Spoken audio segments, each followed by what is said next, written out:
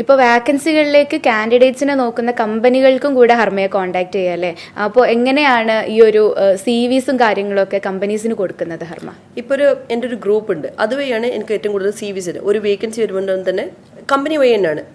Work at home ആണ് തന്നെ മിക്ക ക്ലയൻസും അവർ എൻ്റെ അടുത്ത് പറയും ഇന്ന കാറ്റഗറിയിൽ വേണം. അപ്പം അതനുസരിച്ച് എനിക്കൊരു ഡാറ്റാ ബേസ് ഉണ്ട്, അതിൽ ഞാൻ CV ഷോർട്ട് ലിസ്റ്റ് ചെയ്യുന്നത്.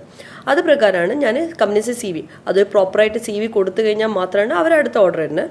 അപ്പം അവിടെയും അവർ കുറേ കണ്ടീഷൻസ് പറയും, അതനുസരിച്ച് ഇനീഷ്യൽ സ്ക്രീനിങ് നടത്തും.